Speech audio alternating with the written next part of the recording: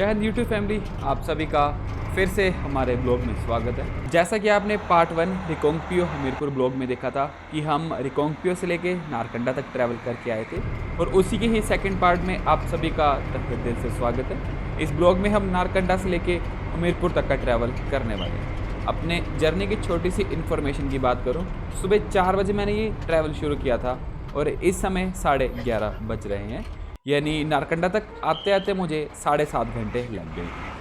और इसलिए मैंने सोचा था कि इस ब्लॉग को यहीं पे ख़त्म कर देता हूँ ताकि जो पार्ट 1 है वो काफ़ी लंबा ना हो जाए। अब नारकंडा से अगला जो ब्लॉग है वो मैं यहाँ से स्टार्ट करने जा रहा हूँ। मेरी आप सभी से निवेदन कुछ ऐसा रहेगा कि इफ़ आप इस ब्लॉग को देख रहे हैं तो इससे पहले जो इसका पार्ट 1 है उसे ज़रूर देखें।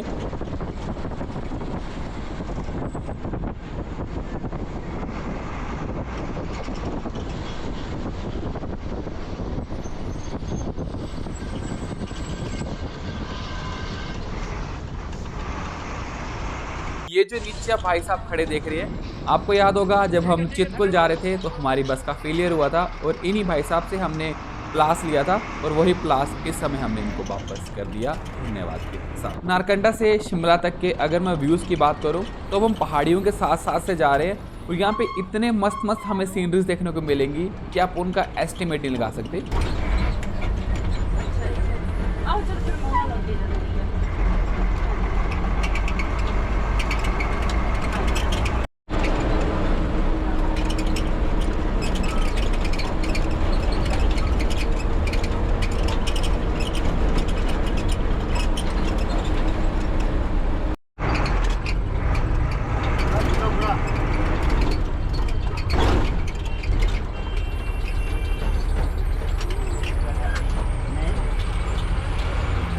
इस समय हम पहुंच चुके हैं और अगर समय की बात करें तो 12:35 अभी यहाँ पे समय।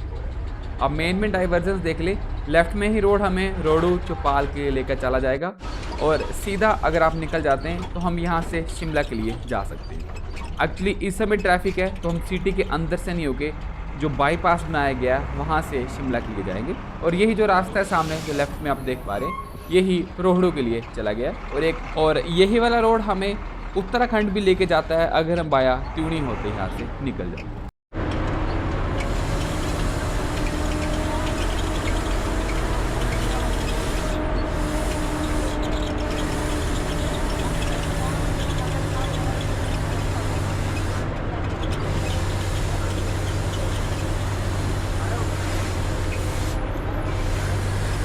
दोस्तों बाकी सब कुछ छोड़ो, इस समय आप व्यू का मजा लें। मैंने स्पेशली कैमरा इस साइड रखा था कि जो भी अच्छे व्यूज़ पहाड़ियों के हैं वो मैं आपको बिल्कुल बारीकी से दिखाता जाऊँ। इस लेवल में बात करें तो यहाँ पे बर्फ़ नहीं ही मात्र गिरती है, पर अगर हम रोडू में जाएंगे तो वहाँ पे जो बर्फ़ है वो हमें काफ़ी अच्छे लेवल की हमेशा ही देखने को मिलती है। मतलब जो आप पहाड़ियाँ देख पा रहे हैं इनकी पिछली साइड ही हमें रोडू भी देखने को मिल जाएगा। 80 किलोमीटर रोडू यहाँ से देखने को पड़ता है और 3 से 3.5 घंटे ठियोग से रोडू के लिए बस में लग जाते हैं।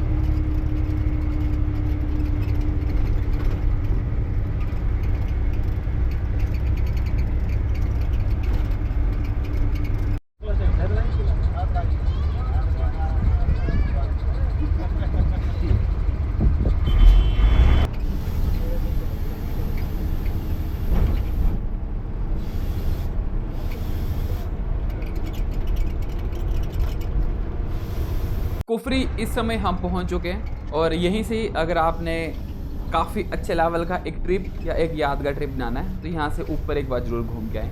यानी काफ़ी सारे प्लेसेस हैं यहाँ पे घूमने को, यानी ऊपर एक ज़ू भी है देखने को और एक ना ऊपर एक्टिविटीज़ एरिया है, वहाँ पे ऐसे आप 1 से 2 हज़ार रुपये देते हैं तो आपको काफ़ी अच्छी गेम्स देखने को मिल जाती है।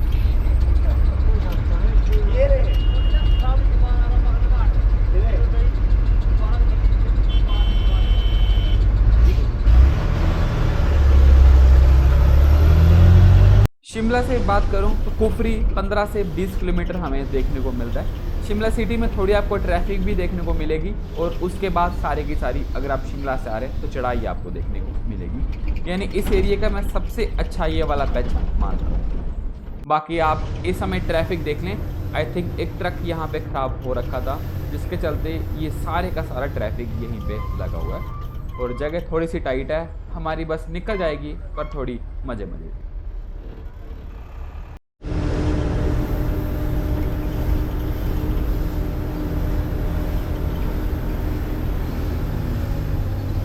ये पॉइंट रहा सबसे ख़ास पॉइंट, यानी जितने भी टूरिस्ट इस वैली पे घूमने आते हैं वो यहाँ पे एक ना दो फ़ोटो ज़रूर खिंचा के जाते हैं। और टेलीस्कोप से यहाँ सामने जो व्यू दिखता है वो अलग ही लेवल का, मैं कह के जाऊँ।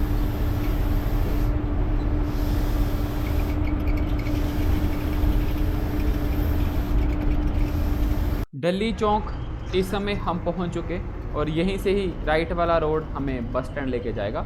अब यहाँ से आगे बात करूँ तो शिमला सिटी भी स्टार्ट हो चुकी है। ट्रैफिक और काफ़ी अच्छी अच्छी मार्केट्स भी अब हमें यहीं पे ही देखने को मिलेंगी। और इसके बाद मेन स्टॉप की बात करूँ तो ये बस हमें ISBT Tutikandi Shimla bus stand पे लेके जाएगी।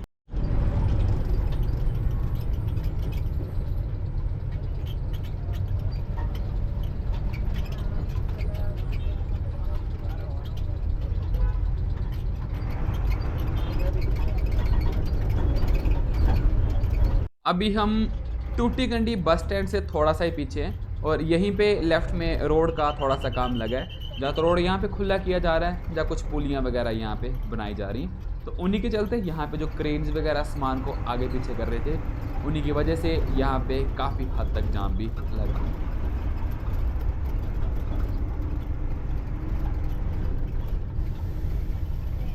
दोस्तों, ये जो आप सामने घरों का व्यू देख पा रहे हैं, ये व्यू आपको या तो शिमला में देखने को मिलेगा और या तो आपको सोलन में देखने को मिलेगा। और इसके अलावा ऐसा व्यू मैंने आज तक तो अपनी आंखों के सामने नहीं देखा, पर अगर और ट्रैवल करूँ तो मैं कहीं और भी जगह को फाइंड कर पाऊँगा।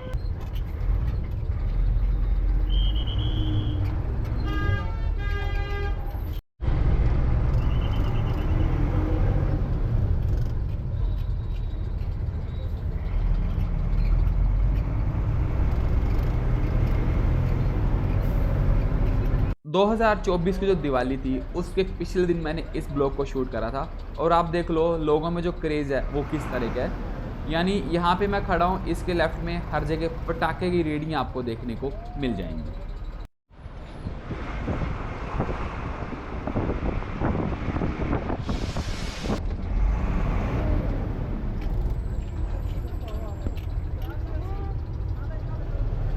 अंत फिलहाल हम पहुंच गए ISBT टूटीकंडी बस स्टैंड पे। समय की बात करें तो 2:20 अभी समय हो रहा है। आप खुद एस्टिमेट लगाओ, सुबह 4 बजे का मैं चला हूँ और 2:20 हो रहे हैं, यानी 10 घंटे 20 मिनट हमें हो गए हैं ट्रैवल करते हुए। अभी बस में से बाहर जाऊँगा, थोड़ी देर रेस्ट वगैरह करूँगा, चलूँगा फिरूँगा, तो 2:45 पे फिर से हमारी बस का डिपार्चर हो जाएगा, फिर से हम हमीरपुर के लिए चलते हैं। बाकी उससे पहले आप ISBT का व्यू देखते हैं।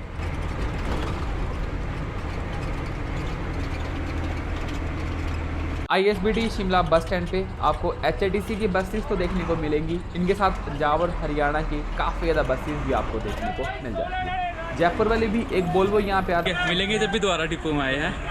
ठीक है, तो अभी भाई यहाँ से चले आएंगे, अब दूसरे ड्राइवर बस को आगे लेके जाएंगे।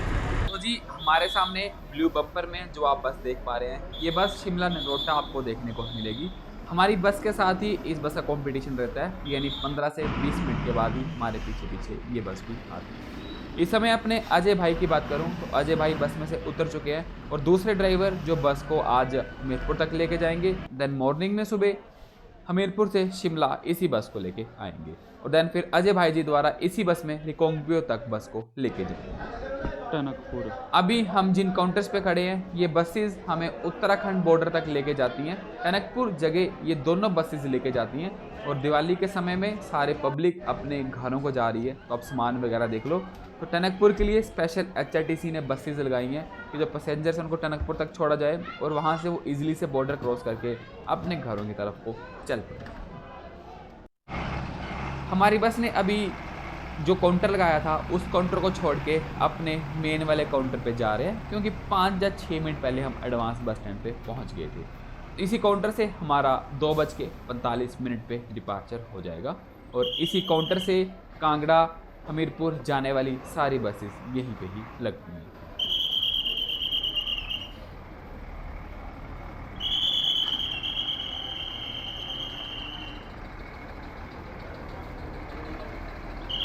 3 नंबर काउंटर पे हमारी बस लगी है और 3 नंबर काउंटर से पीछे ही आपको HRTC का टिकट काउंटर भी देखने को मिल जाएगा।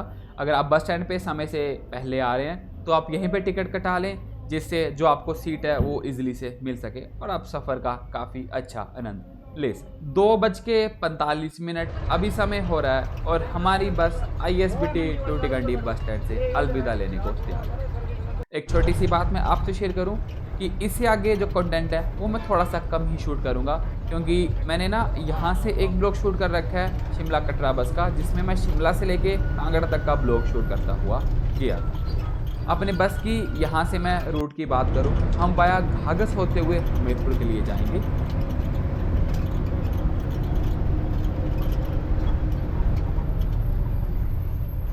मेन पॉइंट पे इस समय हम आ चुके हैं। जीरो क्रॉसिंग से थोड़ा सा आगे ही लेफ्ट में रोड सोलन चंडीगढ़ दिल्ली अम्बाला के लिए चला जाएगा और राइट में टू शिमला घाघस बिलासपुर के लिए ये वाला रोड चला जाएगा।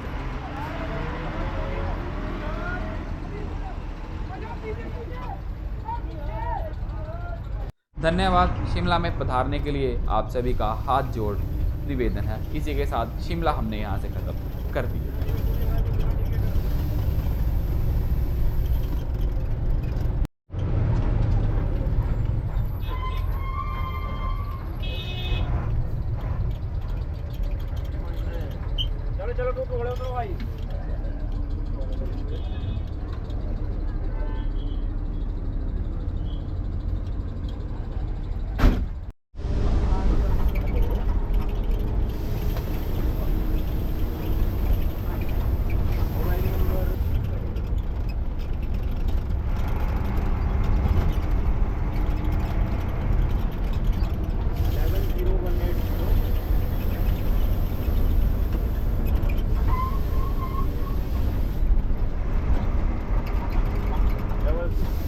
अब जितने टर्न हमें शिमला से लेके घाघस तक को देखने को मिलेंगे, मेरे को लग रहा है कि उतने टर्न मैंने रिकांगपिओ से शिमला तक आते हुए नहीं देखे।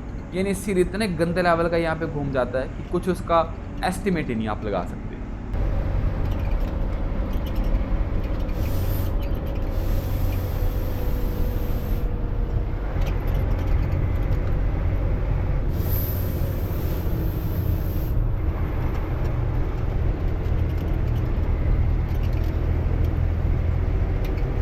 नेशनल लॉ कॉलेज के इस समय नज़दीक से गुजर रहे हैं और हमारे राइट तरफ ही आपको यहाँ का सबसे डेंजरस पुल, सबसे टाइम ख़राब करने वाला पुल भी देखने को मिल जाएगा। यानी इस पुल पे काफ़ी लंबे लंबे लेवल का एक समय में जाम भी लगते रहा है, बट अब तो रोड यहाँ से साइड से एक पुल नया बन गया, इसके चलते ट्रैफिक में थोड़ी सी आसानी हो गई है।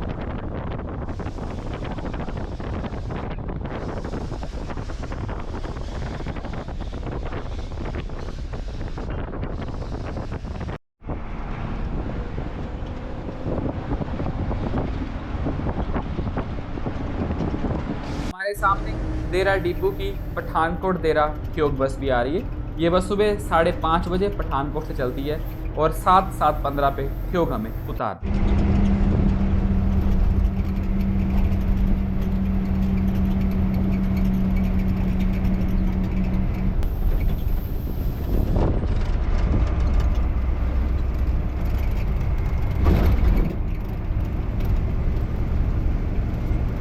शाला घाट के नज़दीक इस समय हम खड़े हैं और अब जितने भी घाट सेक्शन हैं वो सारे स्टार्ट हो जाएंगे।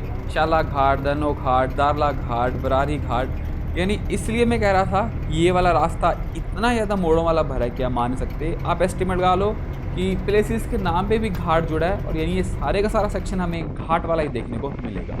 अब काफ़ी अच्छी चढ़ाई पे हम जाते जाएंगे, दोबारा से मोड़ वगैरह कट करेंगे, फिर दोबारा नीचे उतरेंगे, फिर घाघस में लेवल मैच करके घाघस आगे तो प्लेन रास्ता है, फिर हमीरपुर तक एक खासी अच्छी रफ्तार में हम चलते हुए बने।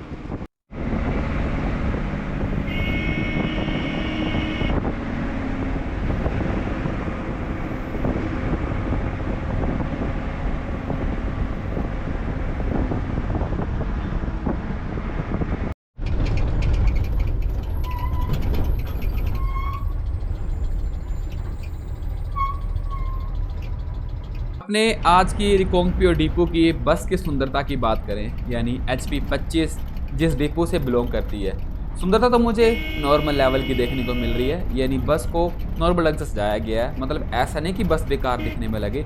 और सबसे इंटरेस्टिंग बात तो मुझे ऐसी लगी थी कि जो बस की लाइट्स थे उनको कलर किया गया था, और जब सुबह के टाइम पे लाइट्स जगी थी तो कलरफुल सा एनवायरनमेंट एक अंदर बना हुआ था। बाकी बात करूँ तो जितनी भी ऊपर वाली बेल्ट है, ऐसा माना जाता है कि ज़्यादातर सजाई गई बसेज इसी बेल्ट में हमें देखने को मिलती हैं। तारला घाट 4:15 इस समय हम पहुंच चुके हैं, और अब हमारी यहाँ पे फूड ब्रेक भी या चाय ब्रेक भी रहने वाली है। हमारे जो सामने लगी है ये भी रिकांगपिओ डिपो की हमीरपुर रिकांगपिओ बस ही है, जो कि अभी हमीरपुर से आई है और रिकांगपिओ के लिए जा रही है, और हमारी रिकांगपिओ से आई है हमीरपुर के लिए जा रही है। दोनों सेम बसेस तो नहीं मैं कह सकता, क्योंकि दोनों के टाइम अलग अलग ही हमें देखने को मिलेंगे।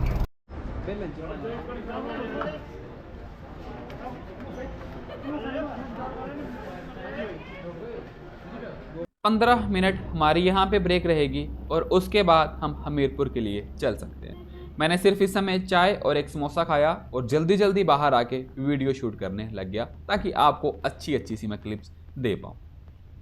इस समय बात करूँ तो हल्की हल्की सी बारिश हो रखी थी, जिसके चलते यहाँ पे थोड़ा सा पानी हमें देखने को मिल रहा है। बाकी यहीं से ही राइट में एक पानी का रिसोर्स भी है, यानी अगर आप यहाँ चाय की ब्रेक के लिए रुके हैं तो यहाँ राइट में ना एक नेचुरल रिसोर्स से पानी आता है, वहाँ से अपनी बोटल्स वगैरह भर लें, ताकि आपको सफ़र में डिहाइड्रेशन का सामना ना करना।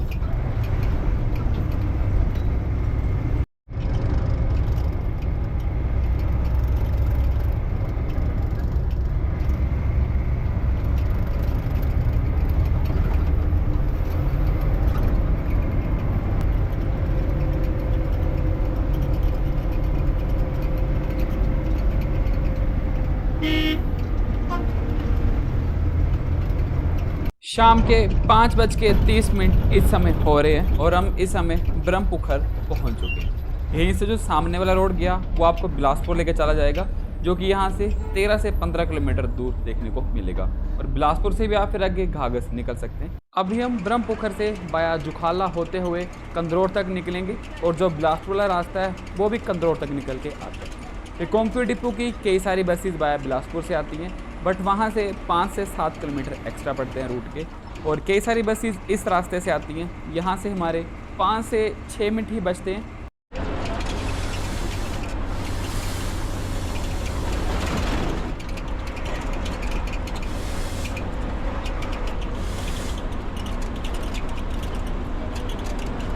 आज के हाईवे की बात करूं तो शिमला से ब्रह्मपुखर तक हम NH 202 के ऊपर ट्रैवल करते आए हैं, और अब यहाँ से आगे घाघस तक हम NH 154 पे ट्रैवल करते हुए जाएंगे।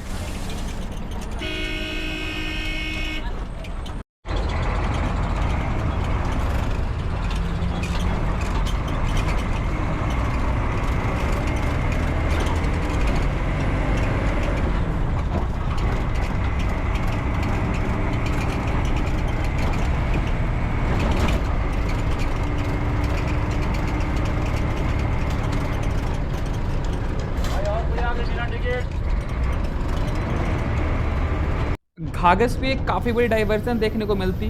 हमारे सामने से आप बिलासपुर के रोड पे जा सकते हैं, और जिस पुल को अभी हम क्रॉस कर रहे हैं यहाँ से राइट में आप सुंदरनगर बाया बरवाना होते हुए जा सकते हैं, और लेफ्ट में जहाँ को हम जाएंगे यहीं से हम हमीरपुर, कांगड़ा और पठानकोट के लिए जा सकते हैं। कंदरौर ब्रिज जो कि सतलुज नदी के ऊपर बना है, इसके ऊपर जब आप रात में सफ़र करते हैं और आपको लाइटें वगैरह देखने को मिले, यानी जो पुल का नज़ारा है वो हमें काफ़ी अच्छा इस समय देखने को भी मिल जाता है।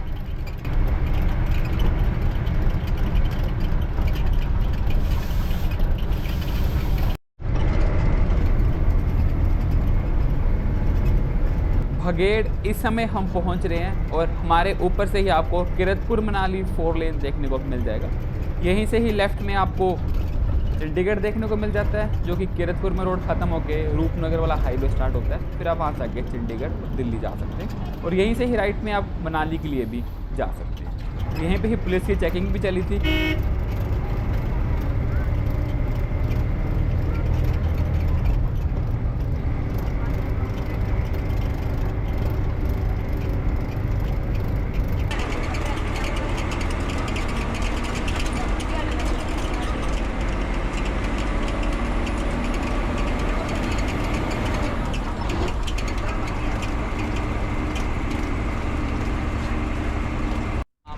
आज की हमारी जर्नी ये जो 2 पार्ट मैंने शूट करे, इन दोनों पार्ट के अभी हम लास्ट बस स्टॉप पे जा रहे हैं। भोटा के इस समय बस स्टॉप के अंदर आए हैं। एक्चुअली बात करूं हाईवे की, तो अगर हम सीधे आते तो हम बाहर से भी जा सकते थे, बट कुछ पैसेंजर्स थे जिनके चलते हमें भोटा बस स्टैंड आने पड़ा। और पायलट साहब बता रहे थे कि रोज़ बस भोटा बस स्टैंड आती ही है। पैसेंजर्स को उतार के 2-3 पैसेंजर्स लेके फिर हम हमीरपुर के लिए सुपर फास्ट ही चल पड़े।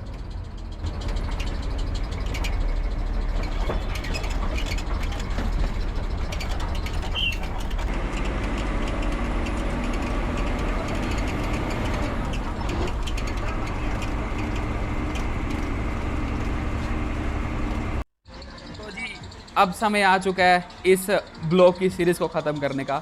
जो भी किन्नौर वैली का मज़ा था वो सारा अब यहीं पे समाप्त हो जाएगा। बस अब यादें ही साथ रह जाएंगी, जो कि मैं पूरे टाइम याद करता रहूँगा, और जब दोबारा गया इन यादों को और ताज़ा मैं करके जाऊँगा। हमीरपुर बस स्टैंड तो नहीं जा पाया, क्योंकि मैंने अभी यहाँ से मंडी की तरफ को जाना था, तो मैं यहीं पे उतर गया दुसड़का चौक पे। अब यहाँ से बस में बैठ के मैं मंडी की तरफ को जा सकता हूँ। दे मुझे आ गया, मैं लेता हूँ आपसे अलविदा। इस समय मैं खड़ा हूँ दुसड़का चौक पे। यहीं से ही हमें लेफ्ट वाला रास्ता मंडी के लिए लेके चल रहे। तो जी रखें अपना ख्याल, रहें हमेशा खुश। कैसी लगी ये सीरीज़ पूरी कमेंट सेक्शन में आके जरूर बताएं, और पार्ट 2 को देखने के लिए बहुत बहुत धन्यवाद। जय